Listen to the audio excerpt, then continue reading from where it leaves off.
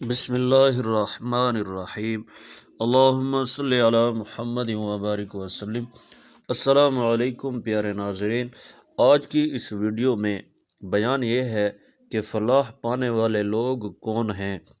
اہل ایمان سے اللہ تعالیٰ قرآن میں ارشاد فرماتا ہے، تم میں کچھ لوگ تو ایسے ضرور ہونے چاہیے جو نیکی کی طرف بلائیں، بھلائی کا حکم دیں اور برائیوں سے روکتے رہیں۔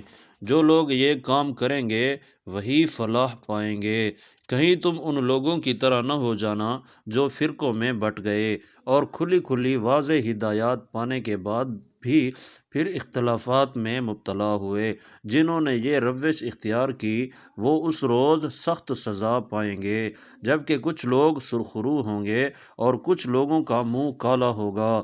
جن کا منہ کالا ہوگا ان سے کہا جائے گا، ایمان کی نعمت پانے کے بعد بھی تم نے کافرانہ رویہ اختیار کیا، اچھا تو اب اس کفران نعمت کے صلہ میں عذاب کا مزہ چکھو۔ رہے وہ لوگ جن کے چہرے روشن ہوں گے تو ان کو اللہ کے دامن رحمت میں جگہ ملے گی اور وہ ہمیشہ اسی حالت میں رہیں گے۔ یہ اللہ کے ارشادات ہیں جو ہم تمہیں ٹھیک ٹھیک سنا رہے ہیں، کیونکہ اللہ دنیا والوں پر ظلم کرنے کا کوئی ارادہ نہیں رکھتا۔